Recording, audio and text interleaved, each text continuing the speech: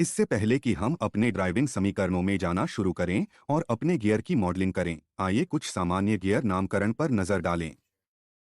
Module metric system में gear tooth आकार का माप है।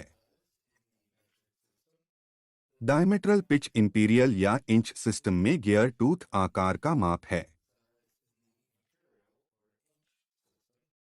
यह उसके पिच व्यास के प्रति इंच गियर में दांतों की संख्या है। दांतों की संख्या केवल गियर में दांतों की संख्या है और इसका उपयोग मॉड्यूल या व्यास की पिच की गणना करने के लिए किया जाता है। यह इस बात पर निर्भर करता है कि आप किस सिस्टम के साथ काम कर रहे हैं। केंद्र बिंदु की दूरी केवल दो मीटिंग गियर के केंद्रों के बीच की दूरी है।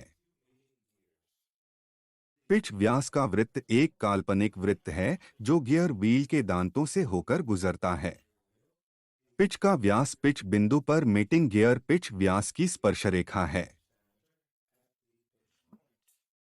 पिच पॉइंट उनके संबंधित पिच व्यास पर दो मीटिंग गियर के बीच संपर्क का बिंदु है।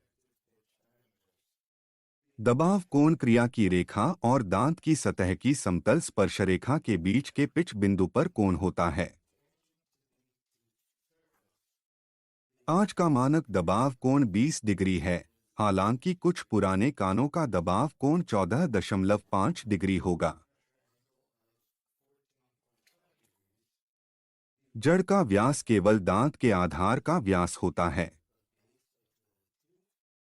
बाहरी व्यास गियर का समग्र व्यास है। वृत्ताकार पिच एक दांत पर एक बिंदु से बगल के दांत पर एक समान बिंदु तक की दूरी है और इसे पिच के व्यास पर परिधि के साथ मापा जाता है।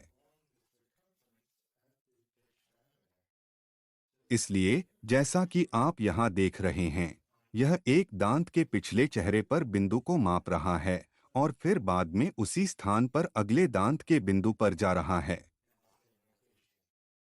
गोलाकार दांत की मोटाई होती है जिसे पिच के व्यास की परिधि के साथ मापा जाता है, इसलिए दूरी वास्तव में चाप की लंबाई में होगी। परिशिष्ट मूल व्यास और पिच व्यास के बीच की दूरी है। परिशिष्ट बाहरी व्यास और पिच व्यास के बीच की दूरी है और अंत में बैकलैश मीटिंग गियर दांतों के बीच की निकासी है और इसका उपयोग गियर, टूथ वेयर और बाइंडिंग को रोकने में मदद करने के लिए किया जाता है। अब जब हम अपने गियर नामकरण को पार कर चुके हैं, तो हम अपने गियर समीकरणों में जाना शुरू करने के लिए तैयार हैं।